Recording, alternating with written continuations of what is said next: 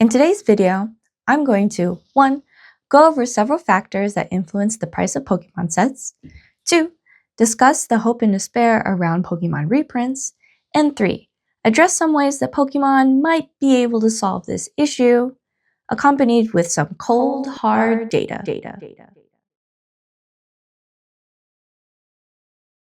Some might say the main reason Prismatic Evolutions is so expensive is because of the artwork and the hype overall for Pokemon at this moment. With the hype around the previous set, Surging Sparks, the release of the popular mobile game, TCG Pocket, and with Prismatic Evolutions featuring Eevee in all of its evolutions, I would say that's a pretty reasonable explanation. However, we also know about the limited availability of this set that's making it possible for scalpers to run amok, selling to people way above MSRP. I think all of this is definitely a part of what's going on. The other reason I think this set is so expensive and will be expensive for a long time is that it's so painful to open. That might sound a little counterintuitive, so give me a chance to explain. Hit rates are not good at all, and there are so many SIRs. It takes more packs to get the hits you want, and so you have to open more packs. Some people will wisely choose to buy singles rather than open packs. But then that drives up the price of singles. And so people are forced to only be able to open packs in hopes of getting lucky to get the card that they want. That's unlikely to happen. And so ultimately, this is a vicious cycle for the supply and demand of the most coveted singles. One thing that might help, at least in the medium term, is for this set to be printed into oblivion. Pokemon recently released a statement that you may have seen stating they're planning to do just that. There's just some issues here. The first is that it takes time for the printing to ramp up. 2, there are other sets such as Journey Together and Team Rocket that may compete for printing space. And 3, given that the hit rates are so low, even if these facilities were printing Prismatic Evolutions exclusively, they still might not keep up with the demand. It just takes so many packs to get a specific card. For instance, if somebody wanted to get that Umbreon card, they'd have to open on average 1,440 packs. At the price of packs currently, that's about $16,000 US. In turn, the price of singles are also very expensive. Very few people have the money to get the cards that they want, and I think that's a shame. So how do we fix it? This is where I want to do a little data analysis. The illustration rares and special illustration rares are by far the most popular cards in the Scarlet and Violet sets. Let's start by averaging the cost of all of the illustration rares by set. We'll use Paldean Fates as an example. This set has Mew, Charizard, Gardevoir, Iono, Penny, Arven, Clive, and Nimona. Here are the current prices for each. Averaging everything together, rather than looking at individual cards, should minimize the impact of any given card's popularity. We'll calculate the odds of pulling any specific card. For Paldean Fates, the odds of pulling a special illustration rare are 1 in 58 packs. Since there are 8 special illustration rares, we multiply these two fractions together to get the probability of pulling 1. Taking the inverse of this number tells us how many packs need to be open on average to get this specific card. We can now plot a point corresponding to the average cost of an SIR and the average number of packs needed to pull a specific SIR. For Paldean Fates, there are only a few illustration rares compared to most sets. There's Palmy, Wugtrio, and Palafin.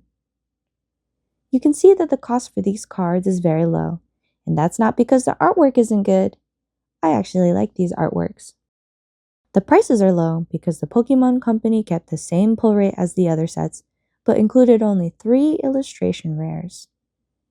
This makes it very easy to pull each of these, and there are many in circulation. The pull rate is 1 in every 13 packs. With only 3 cards, that means that on average you should be able to pull a specific card in only 42 packs. Let's plot this point on the graph as well. You can see the general trend starting to emerge, where good hit rates lead to more reasonable prices. Now, let's plot the rest of these points on the other Scarlet and Violet sets. Here's a graph that results from those numbers. You can see it's not perfect, but it's a pretty good correlation. You can also see which types of cards from different sets are over or underperforming based on whether or not they're above or below the line of best fit. The SIRs above make a lot of sense because of the popularity of the cards in the sets. 151 has all three Gen 1 starters. Surging Sparks has Pikachu, Latios, and Milotic. Paldean Fates has Mew, Charizard, and Gardevoir. And as we've mentioned, Prismatic Evolutions has Eevee and all of the evolutions. 151 is the only set overperforming in both the IRs and SIRs. In many ways, 151 is the perfect set. People love the original Pokemon, and the artwork is really great too.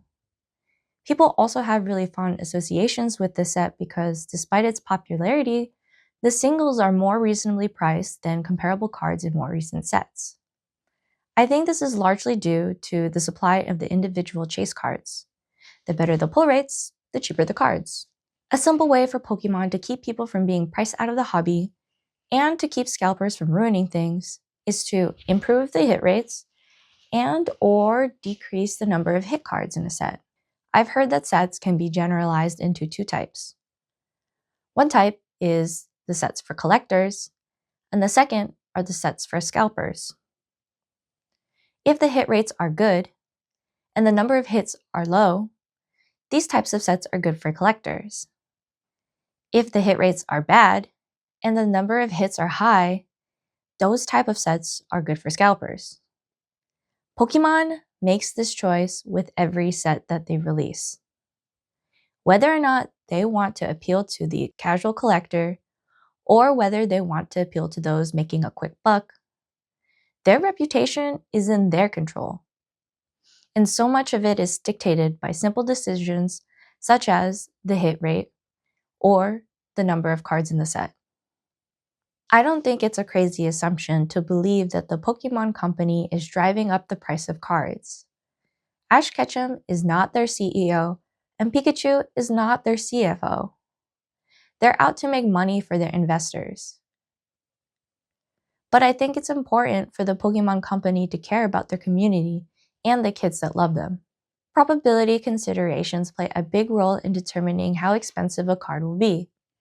This gives the Pokemon Company a chance to really embrace their collectors and community that love them, and to take back the brand from the greedy scalpers.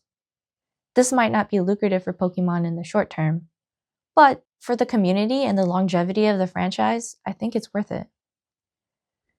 Comment below to tell us what you think, and we'll see you next time.